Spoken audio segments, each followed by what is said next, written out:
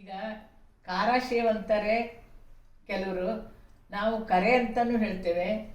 ಕಡಲೆ ಹಿಟ್ಟಿಂದ ಮಾಡೋದು ಇದು. ದೀಪಾವಳಿಗೆ ನಾವು ಮಾಡೋದು ಯಾವಾಗಲೂ ಅವಲಕ್ಕಿ ಜೊತೆಗೆ ಹಾಕೊಂಡು, ಖಾರ ಅವಲಕ್ಕಿ ಜೊತೆಗೆ ಚೆನ್ನಾಗಿರುತ್ತದು. ಅದಕ್ಕೆ 1 kg ಕಡಲೆ ಹಿಟ್ಟಿದೆ, ಇದರಲ್ಲಿ ಜರಡಿ ಇಟ್ಕೊಂಡಿದ್ದೀನಿ. ಅದಕ್ಕೆ ಉಪ್ಪು, ರುಚಿಗೆ ತಕ್ಕಷ್ಟು ಉಪ್ಪು, ಆಮೇಲೆ ಇನ್ನೊಂಚೂರು ಸ್ವಲ್ಪ ಸೋಡಾ, ಅಡುಗೆ ಸೋಡಾ, ಮತ್ತು ಹಿಂಗು, ಸ್ವಲ್ಪ ಎಣ್ಣೆ ಹಾಕಿ, ಸ್ವಲ್ಪ ಎಣ್ಣೆ ಹಾಕ್ಕೊಂಡು ಆಮೇಲೆ ನೀರು ಹಾಕಿ ಕಲಿಸ್ಬಿಡೋದು.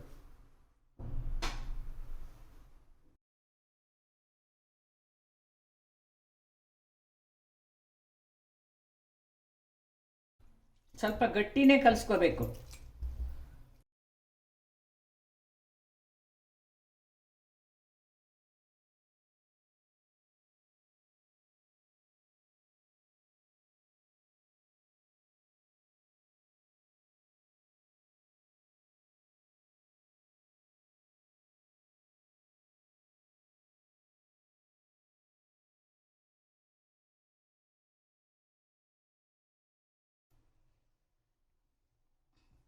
ನೋಡಿ, ಇಷ್ಟಕ್ಕೆ ಕಲಿಸ್ಕೊಂಡ್ರೆ ಸಾಕು. ಇನ್ನು ಗಟ್ಟಿನೂ ಜಾಸ್ತಿ ಇರಬಾರ್ದು, ತೆಳುವೂ ಇರಬಾರ್ದು ಹಿಟ್ಟು.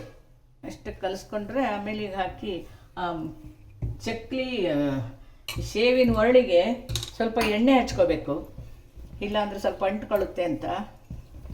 ಇದು ನಮ್ಮ ಬಾಣಲಿ, ಇದು ಕಪ್ಪು ಕಾಣುತ್ತೆ, ಅದು ಇರೋದೇ ಹಾಗೆ ಕಪ್ಪು. ನಮ್ಮ ಅತ್ತೆ ಕಾಲದಿಂದ ಇದ್ದಿದ್ದದು, ಪ್ಯೂರ್ ಕಬ್ಬಿಣದ್ದು, ಅದಕ್ಕೆ ಆ ಥರ ಇದೆ.